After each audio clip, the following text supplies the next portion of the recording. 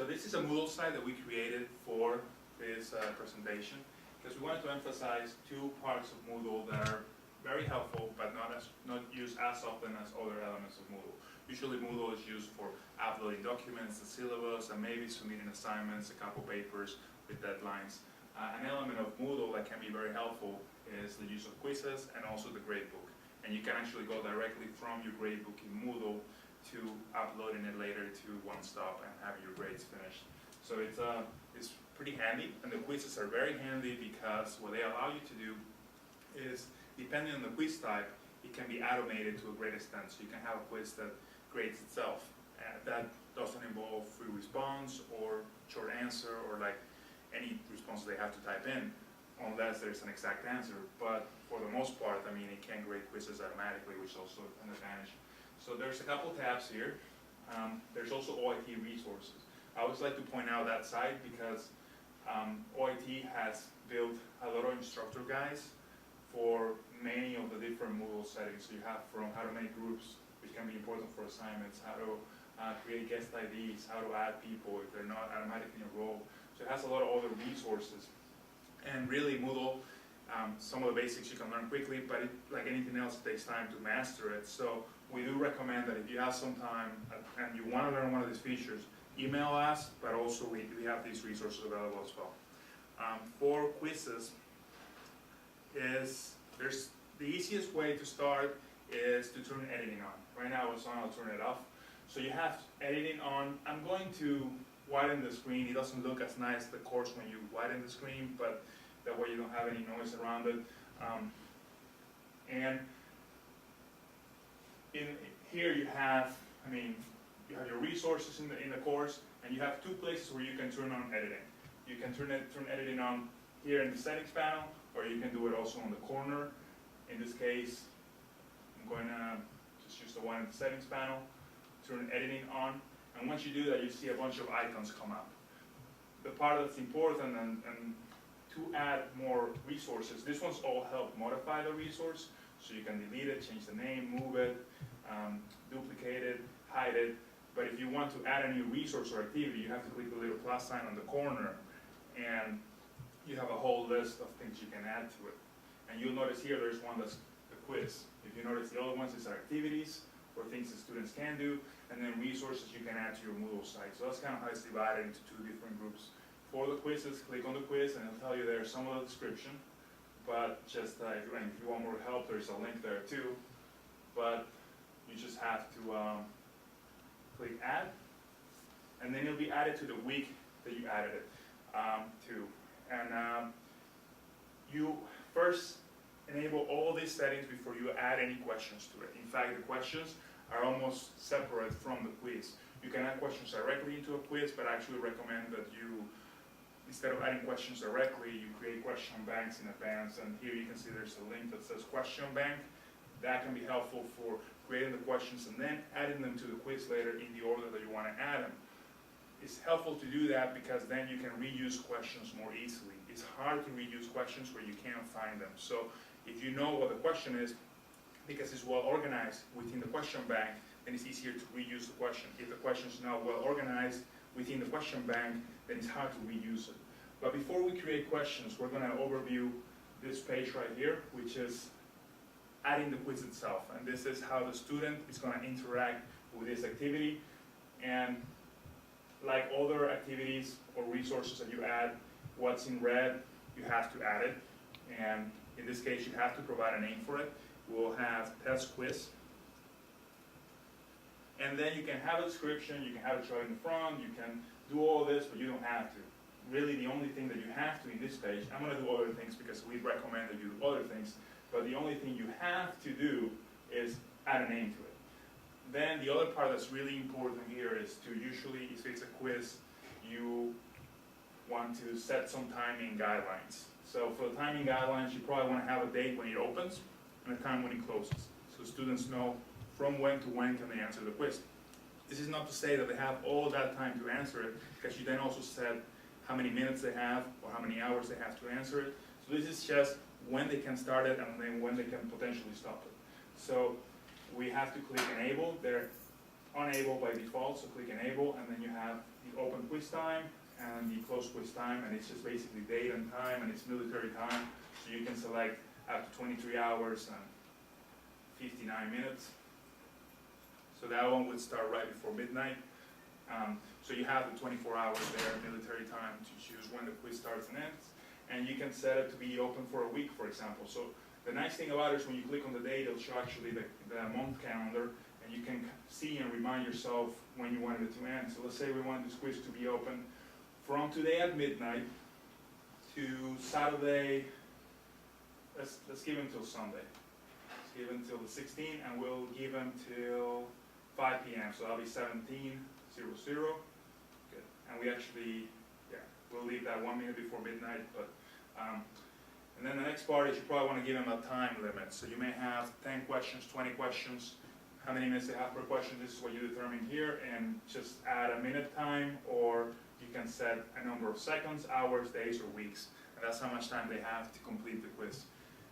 It actually allows you, because you can have many types of questions, to create essay questions if you want to as well. So you can create a whole essay within the quiz system if you wanted to have a time essay. So if you are worried about them having not 3 days to answer the essay, but only a couple hours, you can have a time essay assignment as well. In this case, we're going to just think of a regular quiz as 10 questions. We'll give them 12 minutes, let's say, a little more than a minute per question. And then you can have here a setting that's somewhat important, and it's, can they, for example, change or are attempts submitted right when time expires, or are they going to be submitted automatically when the time ends? Or do they have a grace period to finish answering the questions? So basically, it helps to, if you want them to have an additional time or grace period, in case they didn't answer all the questions, and maybe they worked for 10 minutes and they left, you can change this question, this value. But in general, you want to have it in open attempts are automatically submitted, because that helps in case the student forgets to click the last question. Then when the time runs out, the quiz is over. So in general, we just leave it in when any open attempts, when the time runs out, they're going to be submitted.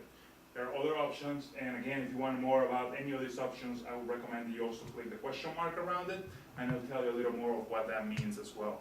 But we do think that it's probably best for them to just be submitted when the time expires. Here is one of the things that, one of the details in the grade section that I wish was changed as the default. We had a problem before with it, in that the default value for attempts allowed is set to unlimited. And that, in a sense, is not really a good default, because most quizzes, you don't want them to be taken unlimited number of times, especially if the quizzes are not randomized. What I mean by randomized, I'll get to that later, but basically, you can set the order of the questions that come in, and the values within the question to be shuffled. You can have 3 levels of shuffling within the quiz, if you want to. And that may help if you're having an unlimited attempt quiz, but in general, you may want to limit attempts to 1, 2, or 3, depends on the type of quiz. But that is a concern that does come across, is that people think that the default value is set to 1, and actually the default value is set to unlimited, which can be a problem. So in this case, we're going to set it to 1.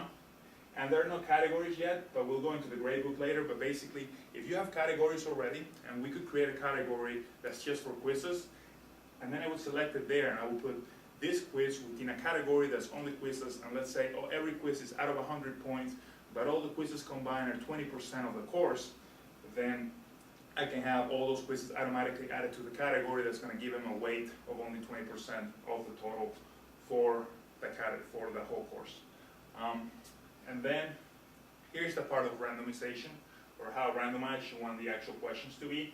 So the layout, you can have the questions be shuffled. So if the order of questions matters, and you don't want to change this, but if you're worried about students sitting in a class where they're too close to each other, and they may be, even if they don't want to, they might have plans to somebody else's questions, and they may look at what they answer for 1, 2, and 3. If you have them to be shuffled randomly, and they're taking this quiz, even though it's a digital quiz, they're taking it in a class with a tablet, or they're taking it with their laptops, you may want to have randomized question order.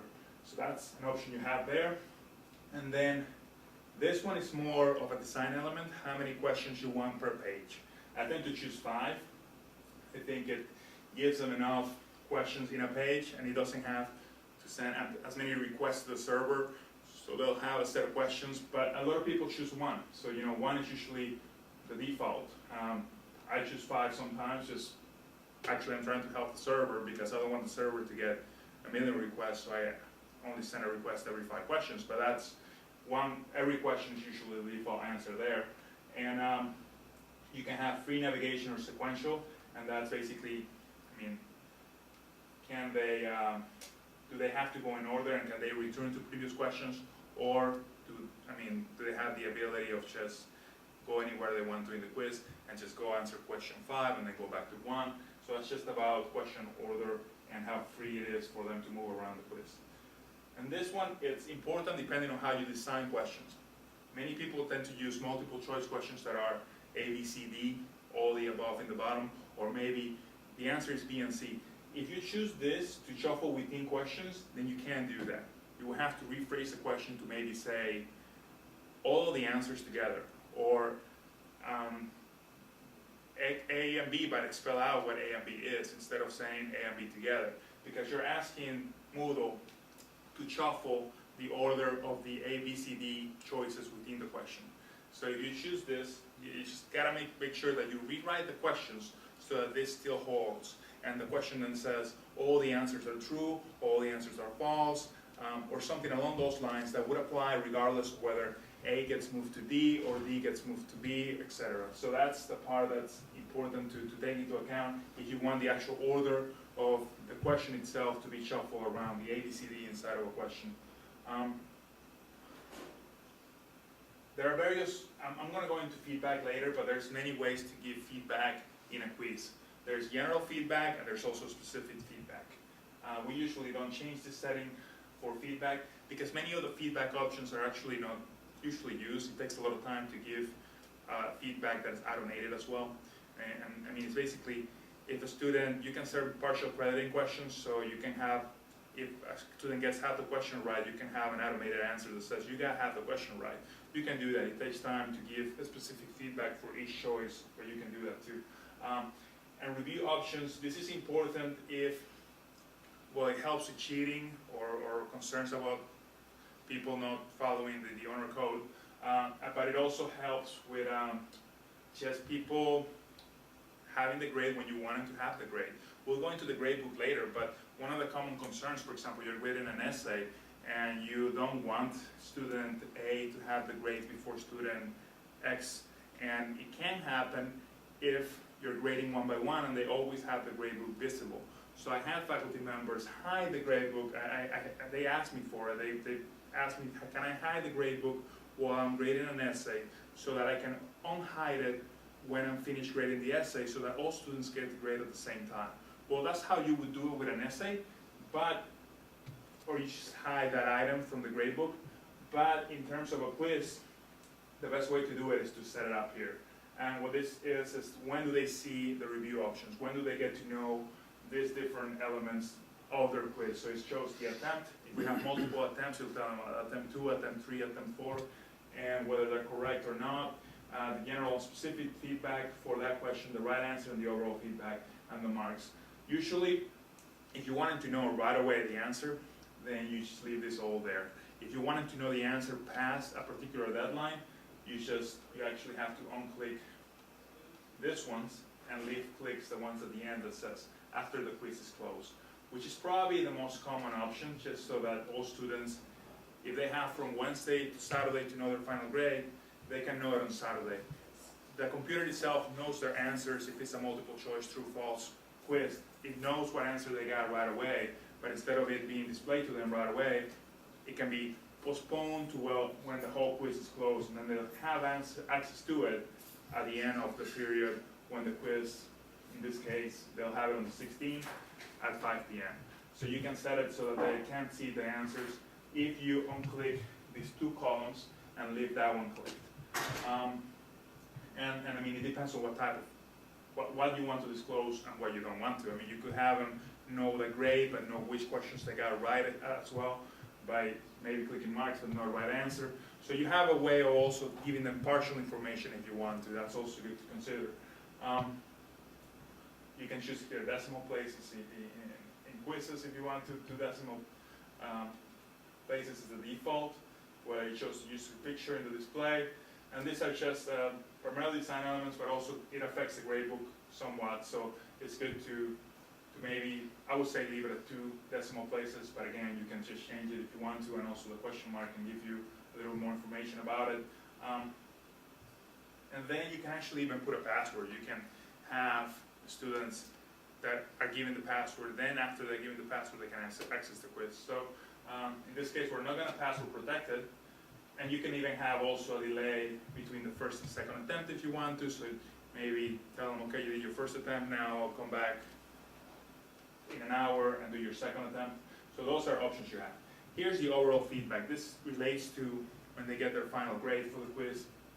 If you want them to, if they get 100%, you can write a feedback here. And if they finish the quiz, or when it becomes visible, the right answer and the general feedback, they'll get whatever comment is here, as long as they're within these grade boundaries. So this one's 100%, then you can set here, let's say 75%. So if they don't get 100, but they're between 100 and 75, they'll get this feedback, and so on and so on. So you can set them to have some sort of feedback. I mean, and it depends on the students that you're teaching and the type of course that it is, but you could have, well, you get lower than 50%, you could tell them, you know, I recommend that you read over chapters 3 and 5 again, because, I mean, it seems that you could have done a little bit better in the quiz. It's automated though, so that limits to some degree what, I mean, the level of detail that you can give in terms of feedback, if it's just generalized feedback that they receive from their overall grade in the quiz. And you can set that here. As you see, you have a lot of grade boundaries, and you can add as many more as you want to. I can add 3 more feedback fields. One of the things that Moodle has is that it has as many bells and whistles as probably you want. Sometimes for some people it looks cluttered because it has a lot of options. So Moodle is really good at giving people options. Sometimes faculty don't really want those options, but they're available there in case they want to use them. And then there's the part of groups. If you want to have an assignment that's group-based, you can have them here as well. If somebody's not in a group, they wouldn't have access to it, so you can have quizzes that are for a particular group of students within your class, and you can generate groupings and groups and have that quiz for those students in that way. You can also have requirements that need to be met, so grade conditions and other elements that this quiz would only open if this happens, then, so it has an if-then statement there that you can add to show your quiz only under certain circumstances if the conditions are met. Once you looked at it, so this is all quiz details of how the quiz is going to function. This is not the questions themselves. So all we've done so far is overview the options that you have when you want to set up a quiz before you create any other questions. So now we have a quiz that is 12 minutes long. We haven't yet determined how many points it's worth. We haven't also determined how many questions it has. I could manually then here, if I wanted to, click edit, and I could go ahead and start adding questions or random questions from a question bank. A lot of people, depending on how many quizzes they're using in a class, they may just go ahead and start clicking add question and adding the questions there. I'd rather, if you can, that you use the question bank first and then add them from the question bank. And basically what that means is, this is the question bank on the side. I'm going to hide it, so when I hide it, it's hidden. When I show it, so basically, it shows all the questions that this course has available. And these questions can come from your course or some other course, but you have to import them. So some faculty members share questions.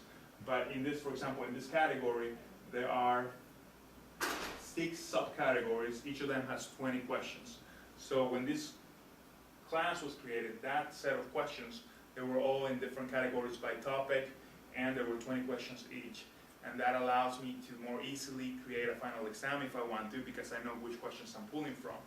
Instead of them being disorganized without a question bank that's well organized with categories, I would have to then try to guess which question is which and then add them. If they're well organized, and you can read there like some of the titles for them, then it's easier to then add the question that you do want to add instead of the wrong question. And it's just, so if you're just creating a single quiz or a couple quizzes, you might just want to go ahead and click add question, and I'll show you the choices. So you have all or nothing, multiple choice, calculator, so you can do some of the math calculations for you as well. All these ones can be automatically graded. The calculated answers, the embedded answers as well. The essay ones you have to grade manually. The matchings are also graded automatically. The multiple choice ones are graded automatically too. The numerical ones as well. The short answer matching, no. I mean, yes. And the short answer, no. And the true false, yes. So basically, if there is an essay or a short answer, then you have to go and manually grade that part of the quiz because, I mean, the computer doesn't know what you're looking for. If it's something that's well defined, if it's like a fill in the blank word, then you can actually grade it by itself. So that's something to consider too. You can add descriptions as well. And if you click on any of them, it'll give you a little more information about them. I'll show you how one of them looks, but then I'm going to switch to the question bank, because I really do think that if you create your questions in the question bank, they'll be easier later for you if you want to reuse them. If you're not going to reuse them, then you probably just want to create them all here. But if you are going to reuse them in some way or another, I do recommend that you go to the question bank first. To create a question, let's create a multiple choice one. Select it, click next. And then here we have the requirements. So we can choose a category. I am going to choose the category. Instead of adding it to these categories that I previously defined, I'm going to add it to a new category, which is the file for test quiz. So that's the category that was automatically created by default for this quiz in particular. So then I can add the question name there. The question name is for you. Students won't see the question name. Question name is for you to know which question that is. So in this case, I'm going to say question about Venezuela, let's say. You know, I'm from Venezuela, but in this question, I'm just going to ask them, and here's the text of the question. This part is what the students will see. They won't see the question name. That's for you to remember. So give yourself some pointers there, some way for you to later identify the question. How would you most easily find that question later? And that's what you want to write in the question name. You might want to write a number if they're sequential, but that's what I usually write there. In the question text, in this case, let's say, what is the capital of Venezuela? Okay. And general feedback would be given to them just by answering the question. That's just feedback. If you want to give them the right answer there, go ahead. But since it's a multiple choice, the right answer is going to show once they have the final answer anyhow. But if it wasn't, then, I mean, general feedback is just what you want them to get regardless of their answer. And then here you can select whether you want them to have just one answer is possible, multiple answers are possible. Then that's the part where, I mean, it depends on how the question is developed. And then whether you want the choices to be shuffled. So that would be the ABCD shuffled within the quiz. And whether you want it to be ABCD, capitals, 1, 2, 3, how you want them to be numbered or non-numbering. So then a mistake that I've seen sometimes when you're building the quiz is that you write the first choice here and the second choice in the feedback box. This whole box right here is for the first choice. This whole box is for the second choice. This whole box is for the third choice. That whole box is for the fourth choice. This whole box is for the fifth choice. And if you want to add more choices, click blank for 3 more choices. And then you have the combined feedback at the bottom. And penalties for incorrect tries if you want to as well. And you can give them hints if you want to as well, if you want to have a hint system. And you can create tags for the question also to more easily identify or group different sets of questions together. Some people like to search by tags instead of searching by titles. So back to the first choice. I'm going to just write a fake answer here, Buenos Aires. And let's write another fake answer here, Bogotá. Let's write Mérida, Barcelona. And then on the last choice, this one is only 5 choices, I'm going to write Caracas. So the capital of Venezuela is actually Caracas. So in this case, we can write a feedback, good job. And then you can select how much you want that answer to be worth. In this case, I mean, that'll probably work 100%. It's the right answer, so just go ahead and choose 100%. Barcelona is in, there's a Barcelona in Venezuela too, but they're probably thinking of the one in Spain. If you want to give them, usually it's none or 100. Most people don't use these other percentages, but you can go ahead and use them too. So if you want to give them partial credit, you can always give them 30% if they're close, or if it's if you want to give them negative percentages, you can as well. So this is what we mean by Moodle being almost too many options sometimes. I mean, most people just use 100 and 0, but Moodle allows you to go ahead and have multiple answers, have penalties, have negative percentages, whatever you want. I mean, the part they haven't added here, which I'm surprised they haven't, but they could actually have you write what percentage is worth. So instead of using these numbers, you could maybe write 15, negative 15, which it doesn't have, or all some other percentages. These are, just, but I guess you have enough choices already. But these are all the choices you have available. And in these boxes, which is also important, let's say I wanted to put a picture of the countries instead of writing in the city. If I wanted to put a picture of the city, this is the Wixig editor, which is what you see is what you get. That editor allows you to add anything you want to. It's kind of like adding a Word document there. Each of these boxes is almost a Word document in itself. And it really, if you wanted to add it as HTML code, just press the HTML button, and then you can add all the HTML code there. You can see here it says div, Caracas/div, which is the actual HTML that you have to write for that to function on a web page. What you see is what you get editor. You don't really work with the code directly. You work through this interface, and the code is written for you. But what this is important for is that you can hyperlink these words if you want to. Here's the hyperlink button. If you want to add an image, you can click on the image and find and upload an image. So it allows you to create questions that have images, create questions that have videos, create questions that have links. Anything you want to in the question, you can add it, as long as it fits within the HTML code, which is even more than the options that you have in that menu, with the exception of things like JavaScript and other elements that would not be allowed in the Wixig editor. But for the most part, what you want to add in the question, however you want to create it, you'll be able to through the Wixig interface. In this case, they're all none except 100%. Again, you could have made that different. And I'm only going to give him feedback for the good one.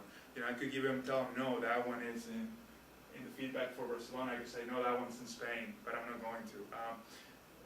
That's really depends on how you want to create the quiz. The default value here was a penalization for multiple tries, not for wrong answer. For wrong answer, it'll be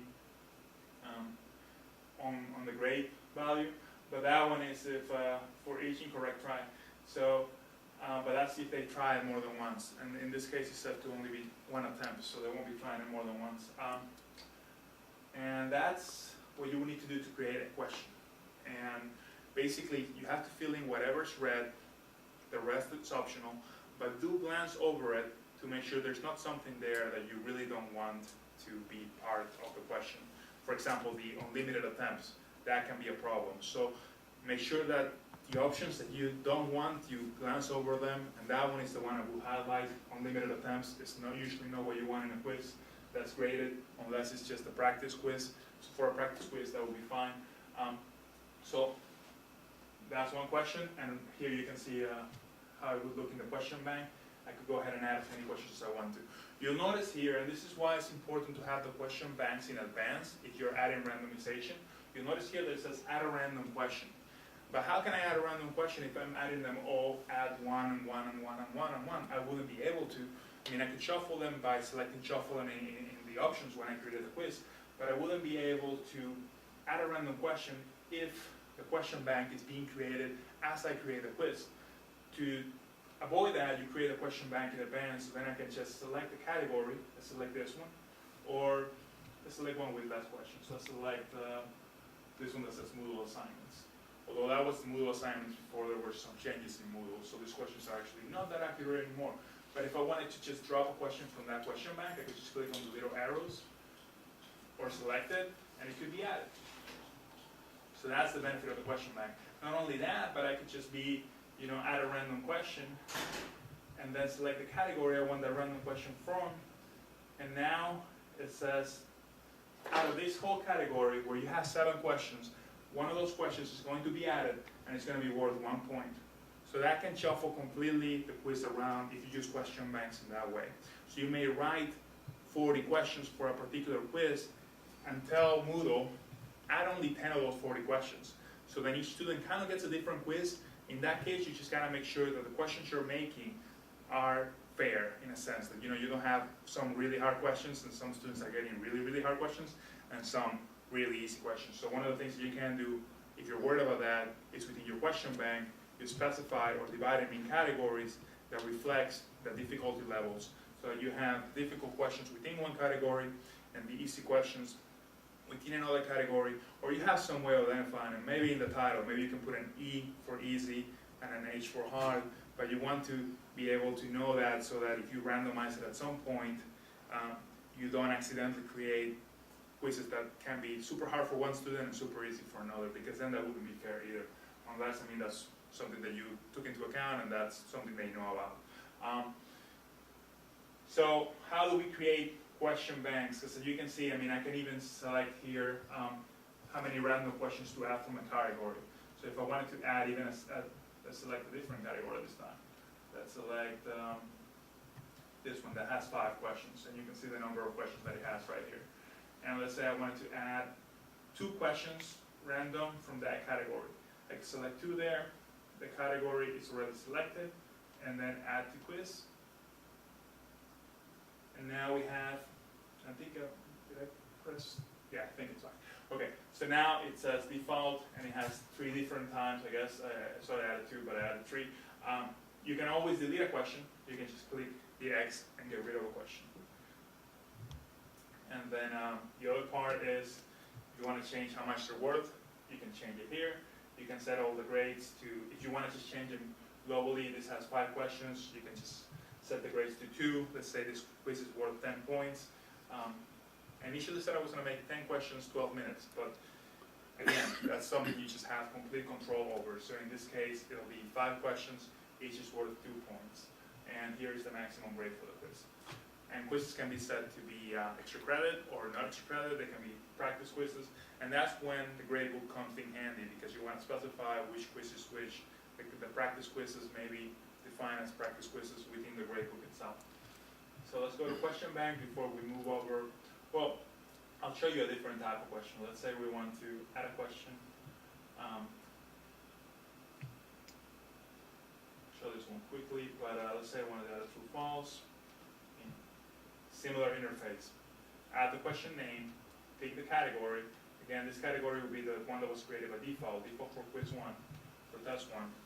And yeah. It's Peter's in St. Paul? Question mark.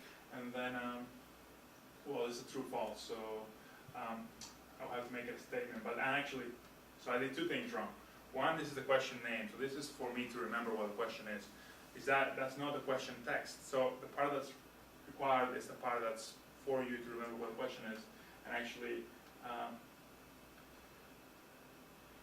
Peter's Hall is in St. Paul. So then the default mark is 1, and then you would set here what the correct answer is, the general feedback that they always get, and the feedback for each true and false. So that's what you have to do. Pretty much all the questions are similar. Usually a Wixig editor, you have a lot of feedback boxes, and you just have to type in the question where it says the question, and the title is for you. So they're all pretty similar in that. And then let's now go to the question bank. I'm not going to save, well, sure, let's save this question. Save changes. And let's go to the question bank itself.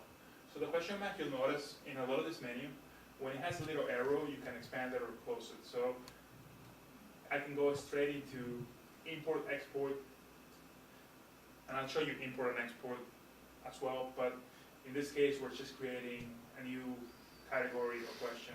And if you want to create a category, go into categories. So when you wrote the quiz down, you have it in a piece of paper, you have it in Word, there are ways to import from other resources or from Blackboard or other learning management systems. If you had that quiz before in some other place, you can import them as well. It has a lot of compatibility settings with prior software or different software, but and platforms. But if you want to create a category, you can select parent categories, and this is where you could, let's say I wanted to have a subcategory within the text quiz category that says hard questions, or multiple choice, or however you want to organize your quiz. But now I have here, you can see the category just was created, and I have these little arrows which allows me to change the relationship they have with other categories. But let's make easy, medium questions, or yeah.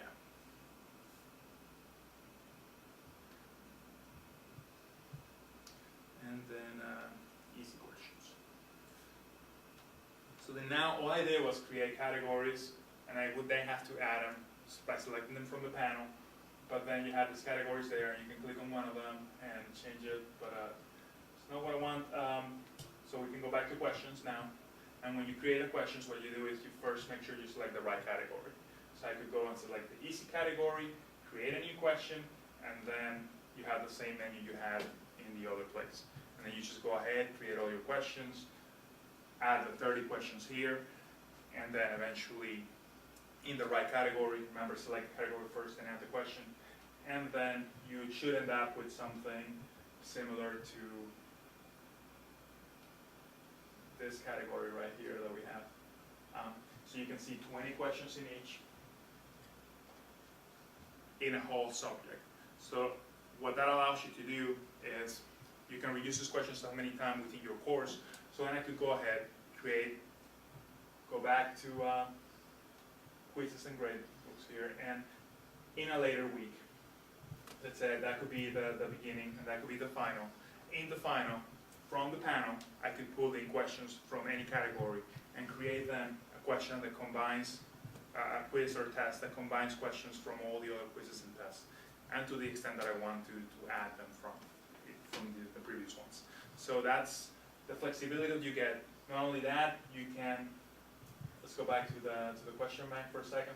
You can import and export. So if I wanted to import, well, let's do export first. Let's export the couple that we just did. So if I wanted to export them, I have 3 choices. They're all fine. The 3 of them are good choices. I usually choose the top one, gift, but they're all pretty good choices. And then I select those are 5 different questions, and then you can tell it if you want the categories to be kept within the file that you're exporting. Pretty much just press export. The file is right here. It's a text file. I mean, technically, hypothetically, you could type in the questions like this in a text file and then upload them. But that's actually pretty time consuming to have to manually type all that code. But what you may have done or do is borrow questions from somebody else. If you have access to their course site, you can import by using this importability, which allows you to bring in things from other course sites. But if you just have the question file, you can just click import, select the question type that it is. Again, as you can see, you have not just the 3 options for export, but you have now